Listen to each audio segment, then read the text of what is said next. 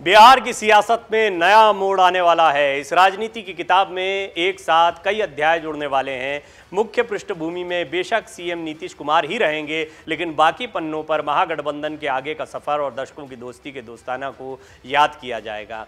इस रिपोर्ट में पीएम मोदी और सीएम नीतीश की दोस्ती के बारे में हम बात करेंगे। दोस्ती के साथ साथ में उस खटास की भी बात करेंगे जो गाये बगाए देखने को मिलती रही है।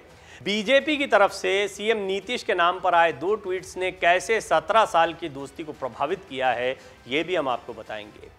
नई सरकार को पटना में जेडीयू, कांग्रेस, आरजेडी समेत कई पार्टियों की बैठक के बाद समर्थन मिल सकता है या उसकी नई शक्ल सूरत देखने को मिल सकती है, इस तरह की खबरें आ रही हैं। सूत्रों से मिली जानकारी के मुताबिक नीतीश कुमार खुद भाजपा से गठबंधन तोड़ने का ऐलान कर सकते हैं। तेजस्वी यादव के साथ डील फाइनल हो चुकी है, ऐसी भी चर्चा है। ऐसे समय में अमेरिका के पूर्व विदेश मंत्री हेनरी किसिंजर का डायलॉग सियासी गलियारों में तैर रहा है। राजनीति में कोई भी स्थायी दोस्त या दुश्मन नहीं होता, केवल हित स्थायी होते हैं।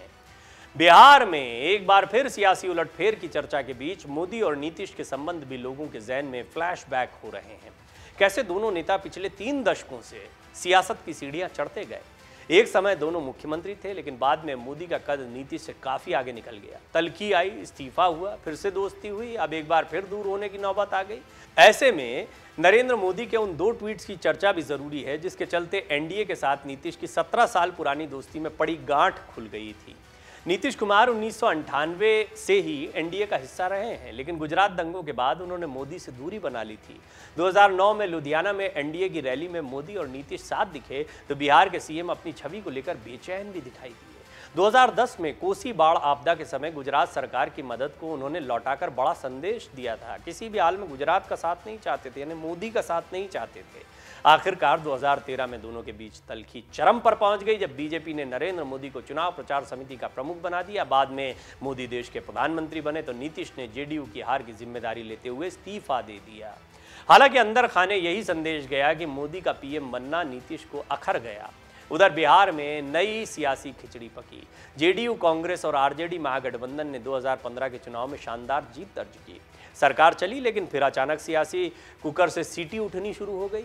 वो तारीख थी 26 जुलाई 2017। शाम के 7:09 पर प्रधानमंत्री नरेंद्र मोदी के एक के बाद एक 2 ट्वीट हिंदी में आते हैं। उन्होंने बिहार के सीएम नीतीश कुमार को बधाई क्या दी, पटना में सियासी हवा ही बदल गई। पीएम मोदी ने ट्वीट में लिखा था, भ्रष्टाचार के खिलाफ लड़ाई में जुड़ने के लिए नीतीश कुमार जी को बहुत बहुत बधाई। 125 करोड़ नागरिक ईमानदारी का स्वागत और समर्थन कर रहे हैं। अगले ही पल एक और ट्वीट आया। पीएम ने कहा, देश के विशेष रूप से बिहार के उज्जवल भविष्य के लिए राजनीतिक मतभेदों से ऊपर उठकर भ्रष्टाचार के खिलाफ एक होकर लड़ना आज देश और समय की मांग है। यहाँ क्रोनोलॉजी को समझिए। दरअसल पीएम के ट्वीट से कुछ मिनट पहले ही नीतीश कुमार ने राज्यपाल से मिलकर अपना इस्तीफा सौंपा था। तत्कालीन डिप्टी सीएम तेजस्वी यादव पर भ्रष्टाचार के आरोप लगे थे। सीबीआई ने केस दर्ज कर लिया था। लालू यादव के घर पर छापे भी पड़े थे। नीतीश कुमार के दामन पर दाग न पड़े, इसलिए सुशासन बाबू अपनी छवि को बेदाग रखना चाहते थे, लेकिन बात नहीं बन पा रही थी। इस पर हेनरी किसिंजर की वो बात शायद उन्हें फिर याद आई। सियासत में कोई पक्का दोस्त या दुश्मन नहीं, वो तुरंत दूसरी नाव पर जाकर बैठ गए, यानी एनडीए के साथ, बीजेपी के साथ। तब जेडीयू की ओर से दबाव बनाया जा रहा था कि आप तेजस्वी यादव पर जो भी आरोप लगे हैं उसको लेकर सिलसिलेवार तरीके से जनता को बताएं, लेकिन तेजस्वी तैयार नहीं हो रहे थे।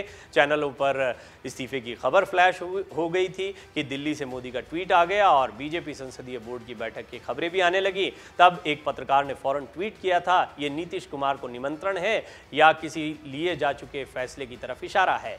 आखिर में मोदी के उन 2 ट्वीट्स ने नीतीश के साथ संबंधों पर जमी बर्फ को पिघलाने का काम किया। नीतीश और मोदी एक बार फिर करीब आ गए और अगस्त 2017 में वो एनडीए का हिस्सा बने रहे। अब एक बार फिर नीतीश दूसरी नाव पर सवार हो सकते हैं। भाजपा खामोश है। सियासत में यही उतार चढ़ाव तो अनिश्चितता का खेल बना देता है।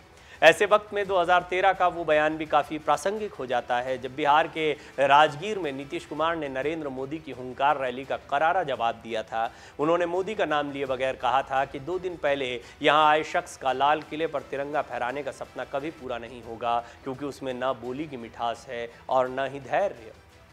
जनता दल यूनाइटेड के 2 दिवसीय चिंतन शिविर में नीतीश कुमार ने मोदी की तुलना हिटलर तक से कर दी थी और कहा था कि हिटलर के प्रचार मंत्री झूठ को सैकड़ों बार बोलते थे जिससे वो सच नजर आता था।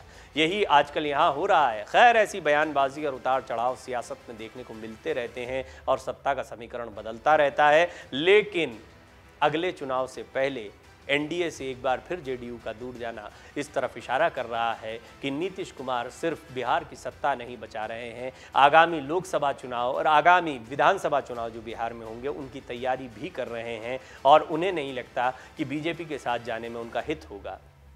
इन हितों की टकराहट तो सीटों के बंटवारे से ही शुरू हो जाती है। पिछली बार भी मिलकर चुनाव लड़ा था, ज़्यादा सीटें दी गई थी चुनाव लड़ने के लिए, लेकिन जीतकर बहुत कम सीटों पर आए थे। बीजेपी ने कम सीटें ली, इसके बावजूद बहुत ज़्यादा सीटें जीती थी। कुल मिलाकर बीजेपी नीतीश कुमार पर सियासी मैदान में जनता के बीच, वोटर्स के बीच ज़्यादा हावी होती दिखाई दे रही है।